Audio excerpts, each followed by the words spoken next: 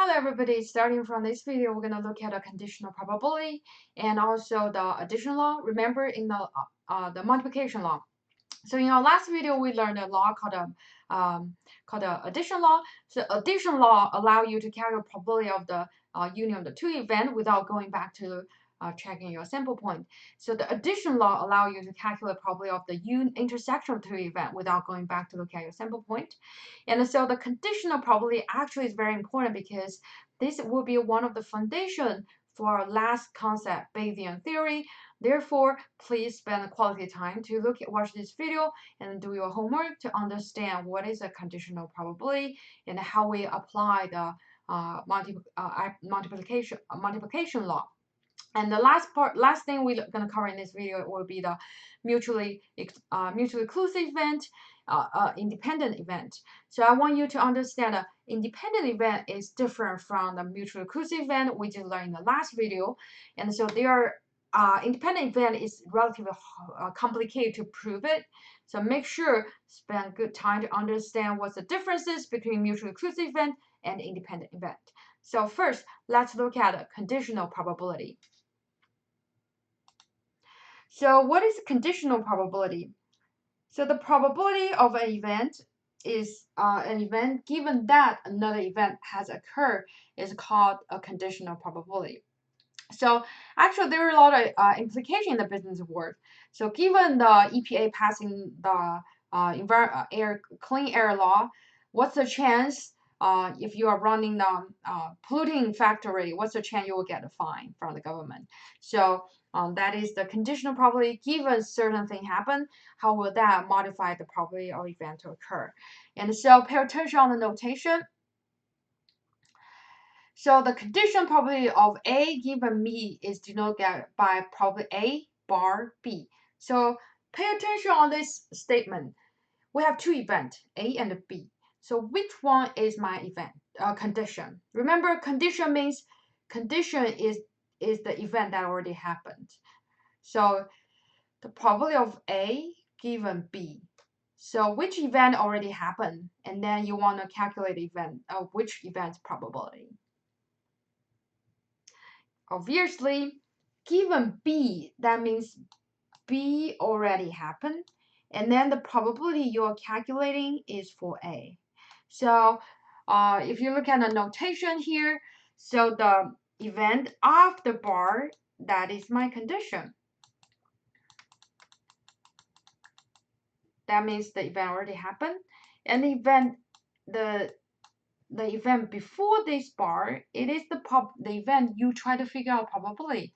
So you try to get a probability A if you know B already happened. So that is a conditional probability. So how can we calculate it? So what we need, in order to calculate conditional probability, you need two probability. The probability of the intersection of the two events, A and B, right? A and B. And then you also need the probability of the B. Some student might ask me, how do I know which event should I put on the denominator? So pay attention on what I just explained A and B.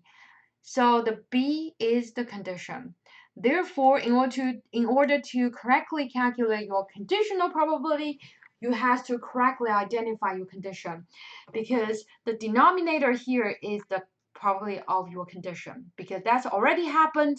The probability you are trying to calculating should not involving probability of B. Therefore, the intersection of two events divided by the probability of the condition. So that's why I was spending a little bit more time to help you to reading the notation, because you have to correctly identify your condition, okay? So the probability of the B here is the condition. So therefore, you're using probability A intersection divided by probability B. So now we're going to use the Bradley oil case, Bradley investment again.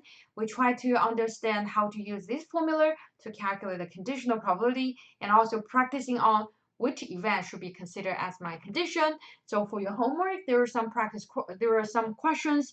In order to correctly identify the probability, you have to correctly identify the condition. So we're going to practice together. So this is our outcome. This outcome we see many, many times. So let's look at this case. So the mercury oil profitable is denoted by M. coal mining profitable is denoted by C. And then what we try to do is what is the coal mining profitable given market oil profitable. So now look at the notation, look at the meaning of the event. I want to ask you, coal mining profitable, market oil profitable, which one is my condition? Yes, that will be market oil be profitable because first it's after bar. If you look at the notation, M is after bar, so that's the condition. And the second, if you read the explanation of this event, coal mining profitable given market oil profitable. Given means this event already happened, so that become our condition. So after you identify the condition, and then you can use the definition of the conditional probability to figure out how should we calculate it. So in the previous video, and we already calculated probably M intercept C is 36%, and probably M is 70%. If you don't remember, you should go back to watch the last video. That is how we figure out these two probabilities. And then, we apply the definition of condition probability. So the union of the two events divided by the probability of the condition, which is the M. So then we will receive 51.43%. So that is our conditional probability. So after we finish learning a conditional probability, we're going to look at our multiplication law. So this is the second law we learned in this class. And so the multiplication law provide a way to compute the probability of the intersection of the two events. So without going back to look at the sample point. So let's look at how multiplication law looks like. So probability A union B equal to probability B times probability A given B. So I really don't want you to spend time to memorize this multiplication law because you can very quickly to derive it by yourself. Let's go back to look, pay attention. Okay, left hand side A you intercept B, right hand side probably B times A given B, right? So let's look at our conditional probabilities definition. So this is conditional probability definition. Can you find any connection between conditional probability and the multiplication law? Yes, so they are highly connected. So look at conditional probability. If we multiply both, if for this equation, we multiply both sides by P times P probability of the B. So both sides multiplied by probability of the B, okay? So this is my left hand side, my right hand side will equal to probability A intersection B, probability of the B, right? And then times probability of the B. So both sides times probability of the B. So the denominator and this one cancel each other. So then you end up probability A intersection B equal to probability B times probability A given B. So that's exactly what we just saw for the multiplication law. So therefore, if you know how the conditional probability looks like, you'll be very quickly to define your multiplication law, right? Multiplication law. So if you didn't want to remember the multiplication law, there's one thing I want to emphasize. So multiplication law is you try to get probability A intersection B. In the right hand side, you will have a conditional probability. So conditional probability multiplied by the probability of the condition. Remember, this event after bar is the condition. So the conditional probability multiplied by the probability of the condition, and then you will be able to get probability A intersection B. So now let's using the multiplication law to our Bradley investment example, okay? So we already got our probability A given B in the last part of the example, which is here, right? So 51.43. So we already have the probability of the condition. So we already calculated probability B, which is 70% in last video. So we should be able to get probability A intersection B very quickly. And then we try to prove, will this equal to the probability A intersection B? We are using the sample point to get it. So we're going to try to prove this law, okay? So this is the sample point. So we try to see what we're using the multiplication law, conditional probability times the probability of the condition.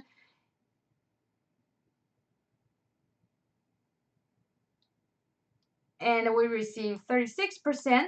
If you go back several slides ahead, backward, And you also will be able to see that when we are using the sample point to figure out probably M intersection C, we also got 36%.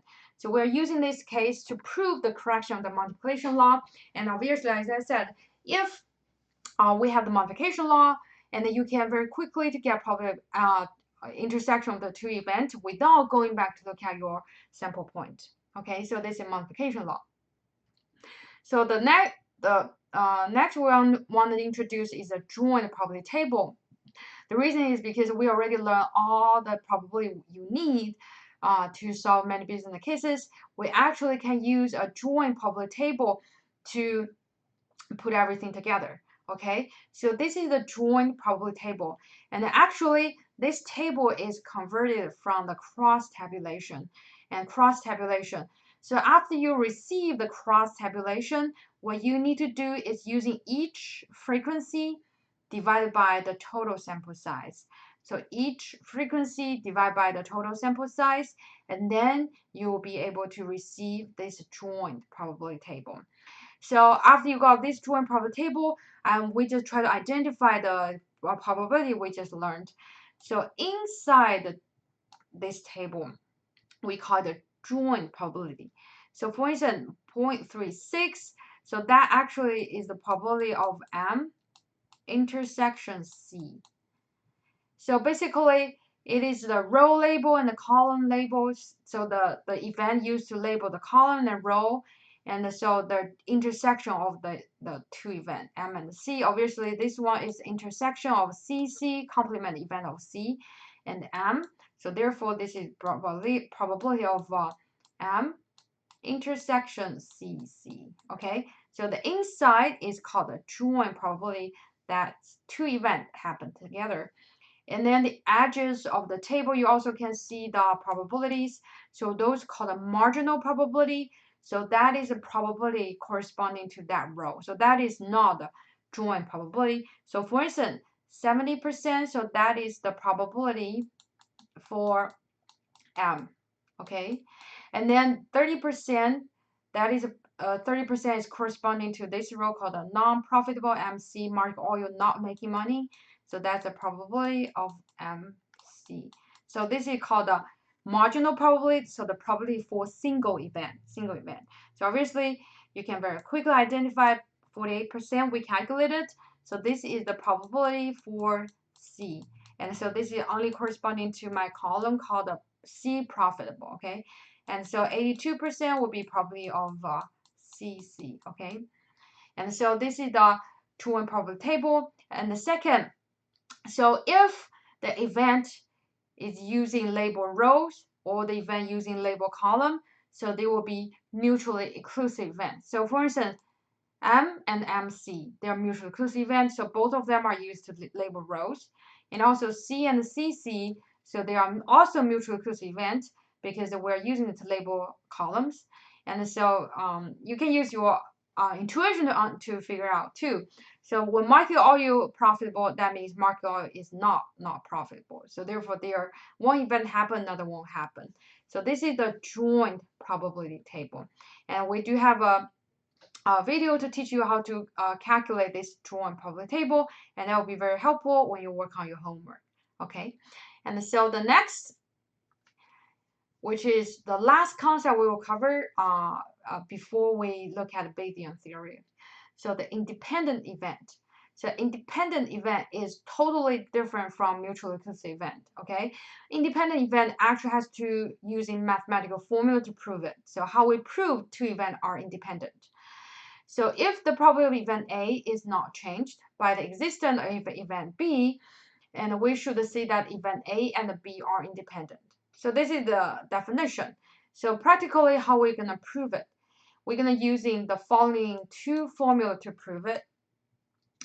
Probability A given B equal to probability A, or probability B given B equal to probability B. So those are the two ways you can prove if A and B are independent. You cannot go through your brain to say, oh, A and B are independent. You actually have to mathematically prove it. So why these two works? So look, probability A given B, we learned that B is my condition. So basically that means given B happen, the probability of A equal to the probability of A. So in other words, that means no matter no matter B happen or not happen, the probability the event A's occurrence, the chance for A occur won't be changed. So B have no impact on the occurrence of A. So that's what we try to prove here. Similarly here, if A and B are independent, so probability B given A happen should equal to the probability B. So which means regardless A happen or not happen, the occurrence of B should be the same. So that's another way to prove A and B they are independent. So therefore you actually has to use mathematical formula, one of these two, to prove event A or B, A and B are independent. So let's use the Bradley investment as example to show whether market oil profitable, coal mining profitable, whether they are independent. Okay, so we're gonna apply one of these two mathematical formula to prove if A and B are independent. We're gonna come back to this. So look, okay, before we look at example, I want to extend the multiplication law. So if you know even A and B, they're independent, basically one of these two, one of these two equation will be satisfied, we actually can simplify our multiplication law, right? So if A and B, they're independent, that means probably A given B equal to probably A, or probably given A equal to probably B. So if that's the case, so our multiplication law, we just saw it.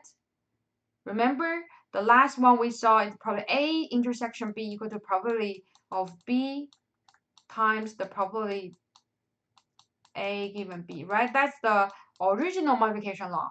However, if A and B, they are independent, then probability A given B should equal to the probability A. So that's the definition of the independent of two events. So therefore, the multiplication law will be simplified to this equation, probability A intersection B equal to probability A times probability B. So why this is important? Because in order to prove two events are independent, we can use this method, so one of these two equations, or we can prove the correction of this special multiplication law. Because if this equation holds, that means A and B are independent. However, if this equation is not hold, that means A and B, they depend on each other. So therefore, we're going to using this special multiplication law to prove if market oil making money, coal mining making money are independent. So Bradley investment again. So this is the sample point we have, but we are using this case to prove if M and the C, they are independent. Again, you're going to use the mathematical formula to prove it. So what we try to prove is whether the multiplication law with the special case holds. Probably M intersection C equal to probably M times probably C. And we already know the value for M intersection C. And we just need to calculate probably M times probably C. And we'll try to see if this equation will be hold. And so that's based on the previous video, we calculate those three probability already. And so we are using probably M times probably C to look at the right hand side. So we will receive 34%. However, based on the previous calculation, the M intersection C equal to 36%. Therefore, these two are not equal to each other.